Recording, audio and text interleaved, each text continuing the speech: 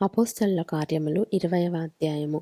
ఆ అల్లరి అణిగిన తర్వాత పౌలు శిష్యులను తన యొద్దకు పిలువనంపించి హెచ్చరించిన మీదట వారి యొద్ద సెలవు పుచ్చుకొని మాసిదోనియకు వెళ్ళుటకు బయలుదేరెను.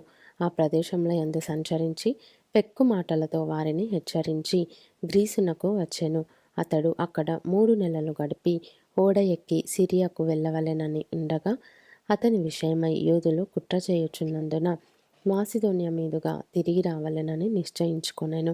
మరియు పుర్రు కుమారుడును బెరయ పట్టణస్థుడునైన సోపత్రును తెస్సలోనికయులలో అరిస్తర్కును సెకందును దెర్బే పట్టణస్థుడైన గాయియును తిమోతియును ఆసియా దేశస్థులైన తుకికు త్రోఫిమును అతనితో కూడా వచ్చిరి.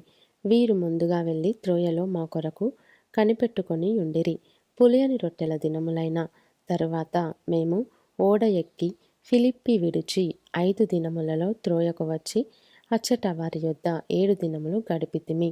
ఆదివారమున మేము రొట్టె విరుచుటకు కూడినప్పుడు పౌలు మరునాడు వెళ్ళనయుండి వారితో ప్రసంగించుచు అర్ధరాత్రి వరకు విస్తరించి మాటలాడుచుండెను. మేము కూడియున్న మేడగదిలో అనేక దీపములుండెను.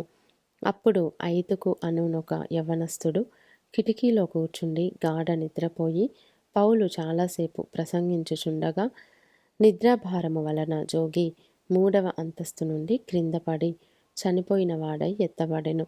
అంతట పౌలు క్రిందికి వెళ్ళి అతని మీద పడి కౌగులించుకొని, మీరు తొందరపడకుడి, అతని ప్రాణం అతనిలోనున్నదని వారితో చెప్పెను. అతడు మరలా పైకి వచ్చి రొట్టె విరిచి పుచ్చుకొని తెల్లవారు వరకు విస్తారముగా సంభాషించి బయలుదేరెను.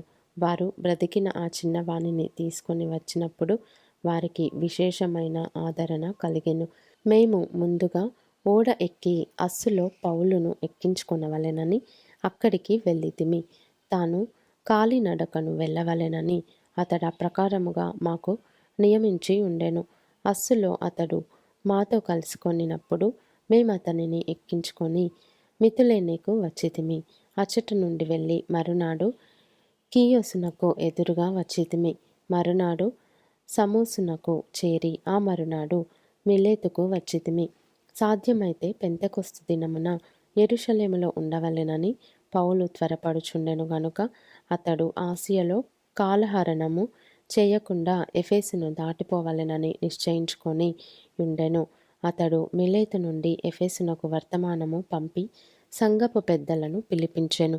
వారు తన యొద్దకు వచ్చినప్పుడు అతడు వారితో ఇట్లనెను, నేను ఆసియాలో కాలుపెట్టిన దినము నుండి ఎల్లకాలము మీ మధ్య ఎలాగూ నడుచుకొంటినో మీరే ఎరుగుదురు.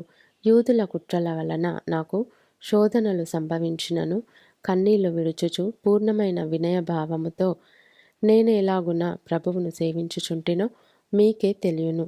మరియు ప్రయోజనకరమైనది ఏదియూ దాచుకొనక బహిరంగముగాను ఇంటింటను మీకు తెలియజేయుచు బోధించుచు దేవుని ఎదుట మారు మనస్సు పొంది మన ప్రభువైన యేసుక్రీస్తునందు విశ్వాసముంచవలెనని యూదులకును గ్రీసు దేశస్థులకును ఏలాగు సాక్ష్యమిచ్చుచుంటినో ఇదంతయు మీకు తెలియను.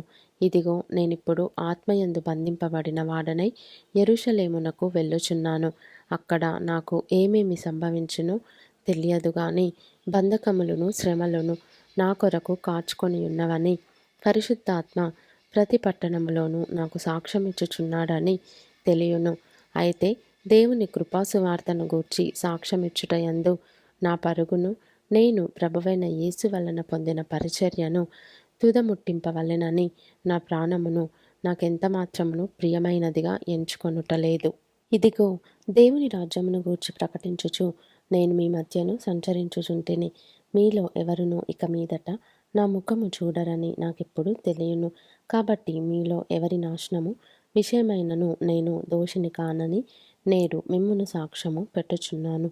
దేవుని సంకల్పమంతయు మీకు తెలుపకుండా నేనేమీ దాచుకొనలేదు. దేవుడు తన స్వరక్తమిచ్చి సంపాదించిన తన సంఘమును గాయుటకు పరిశుద్ధాత్మ మిమ్మును దేనియందు అధ్యక్షులనుగా ఉంచెను ఆ యావత్తు మందను గూర్చియు మీ మట్టుకు మిమ్మును గూర్చియు జాగ్రత్తగా ఉండుడి. నేను వెళ్ళిపోయిన తరువాత క్రూరమైన తోడేళ్ళు మీలో ప్రవేశించునని నాకు తెలియను. వారు మందను కనికరింపరు. మరియు శిష్యులను తమ వెంట ఈడ్చుకొని పోవలెనని వంకర మాటలు పలుకు మనుష్యులు మీలోనే బయలుదేరుదురు. కావున నేను 3 సంవత్సరములు రాత్రింబగళ్ళు కన్నీళ్లు విడుచుచు ప్రతి మనుష్యునికి మానక బుద్ధి చెప్పి తినని మీరు జ్ఞాపకము చేసుకొని మెలకువగా ఉండుడి. ఇప్పుడు దేవునికిని ఆయన కృపావాక్యమునకును మిమ్మును అప్పగించుచున్నాను.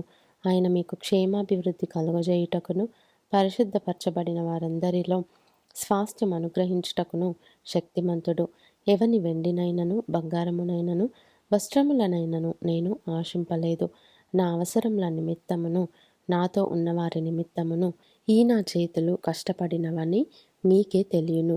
మీరును ఈలాగు ప్రయాసపడి బలహీనులను సంరక్షింపవలెననియు పుచ్చుకొనుట కంటే ఇచ్చుట ధన్యము అని ప్రభువైన యేసు చెప్పిన మాటలు జ్ఞాపకము చేసుకొనవలెననియు అన్ని విషయములలో మీకు మాదిరి చూపితినని చెప్పెను.